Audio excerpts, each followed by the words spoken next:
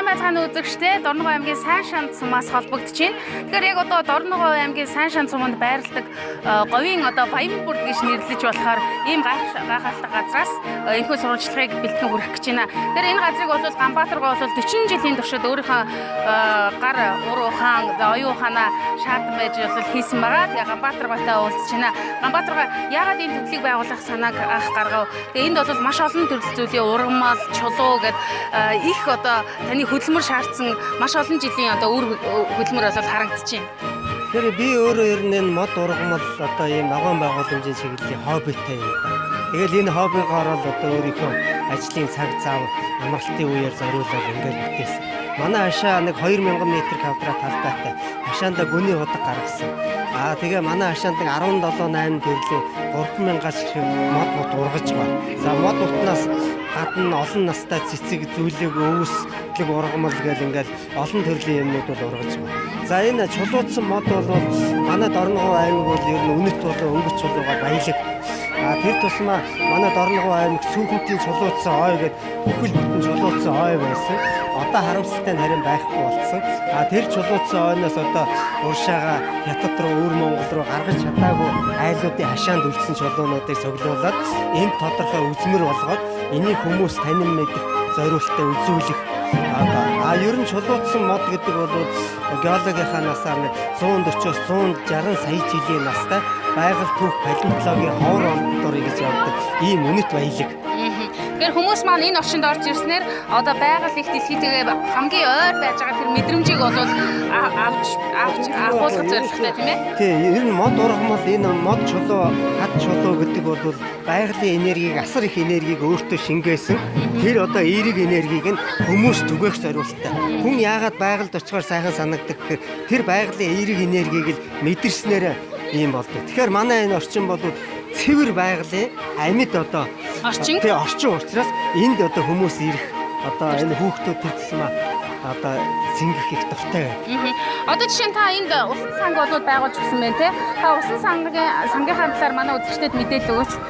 Яг одоо хэдэн тонн орчим ус орж гин? Тэгэхээр манай цөөрөм бол 80 тонн ус орно. Тэгээ 80 тонн ус гүнийхээ хотогнаас шахаж хийгээд тэгээ нэг 7 хоноод усаа солидог. Усаа солихдоо энэ ногоон байгууламжийнхаа урсгаланд ашиглачаад тэгээд одоо тэгж ашигладаг. За энд одоо дэцгээ хөөрхөн хүрхэн ер нь ганц нэг хүрхэнүүдийг хийж өгсөн байна. Бүгдийг нь одоо энэ чулууг эвдүүлж та өөрийнхөө гараар хийсэн гэсэн үг үү? Тэгсэн. Ер нь би сүүлийн 10 жил дээжийн амралт аваад амарч үзээгүй. Ерөөсөө амралтаа аваад энэ одоо хэсгээр нь хийсээр байгаа л одоо ингээд өмтүүлж байгаа. Тэгэхээр энэ ер нь усны чимээ сонсоход хүний ядаргаа стресс тайлах хамгийн дээд зэргийн юм болдог. Мөн хоёрдугаар дагарыг энэ чийгшүүлээд маш сайхан зөрүү чиглэг зөөлөн уур амьсгалыг бүрдүүлэхээр энэ ач холбогдолтой. За хоёлаа ийштэд танилцъя гэж бодож байна. Хашаан дотор бол одоо айл дээр ам бүлээрээ сайхан найз нөхдөөрөө за хүүхдүүд зуны цаг халуун бөгч юм үед бол ирээд амрахын бүхэл боломжийг бүрдүүлсэн байна. Үн хажны тухайд одоо хэд орчим төгрөг байд юм бэ? Тэгэхээр ер нь би бол олон жил энийг хийсэн боловч эдийн засгийн эргэлтэнд оруулж чадаагүй. Ерөөсөө дөнгөж ноднонгоос эхлээд бас хүүхэд том улсууд амрын сууй зугаалыг гэсэн улсуудыг оруулж гаргадаг болоод байна. Тэгээ одоо хүүхдүүд бол бассейн цэлэхэд нэг 30 минут цэгээ 500 төгрөгийн такс төлнө. Том хүн бол орд суугаад найз нөхөд гэр бүлээрээ амраа суухад бол нэг хүн цагийн 2000 төгрөгийн такс төлөөд тэгээ бол амар сууж одоо тийм л үйлчилгээ эхэлж байгаа. Харамсалтай нь манай энд зүгээр орчны энэ цэвэр агаар эрүүл орчны үйлчилгээнээс гадна өшөө одоо ууж идэх одоо худалдаа наймаа тэр үйлчилгээ нь байхгүй байгаа. Дутагдaltaй байгаа. Ер нь бол цаашдаа та яаж өргөжүүлэе гэж бодож байна?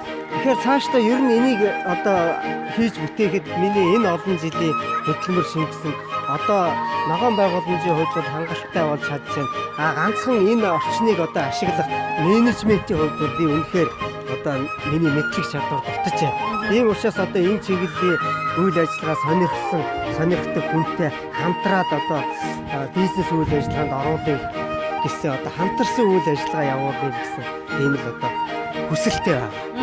Энд дүүжин орнуудыг хийж өгсөн их сайхан санагдчихэв. Усанд орс сэлчээд гарч ирээд энэ дүүжин орон дээр амрах. Дүүжин орон дээр амрахын одоо ач холбогдол нь юу гэдэг бэ? Ер нь дүүжин орууд өөрөө хөдөлгөөнтэй. Тэгээд одоо дээшгээ тэнгэр харагдана, модны ороо, мод навч харагдана. Тэгээд тийм учраас ийм орчинд бол одоо хүн альжаал тайлах, ядаргаа тайлах дээд зэрэг. Биднүүд нэг орон дээр өвтгөх чинь ямар ч хөдөлгөөнгүй орон дээр өвтгөх бол энэ дүүжин ор өөрөө хөдөлгөөнтэй учраас хөдөлгөөн гэдэг бол ийм гэдгийг л одоо нэг утга амарч хөвтөж явахдаа ч гэсэн хөдөлгөөнтэй байна гэдгийг ойлгохтаар энийг бол хийсэн. Хүмүүс энд суух их дуртай байна. За баярлалаа. Тэгэхээр үзэгчтэй годч тэр хангаач тэр ямар одоо хичнээн хөдөлмөрлөж чадах юм бол хаант сайхан амьдрах боломж байгаа талаар манай Ганбаатар хаан энэ төвлөөс та бүхэн сурвалжлагыг бүрэлээ. Тэр Ганбаатар ах таны цаашдын ажилд амжилт хүсье. Тэгээд олон голчуудыг амарч тухлах таатай энэ орчныг бүрдүүлж өгсөн байна гэмээ. Үзэгчдийнхээ өмнөөс бас баяр хүргэж талархал илэрхийлмээр байна.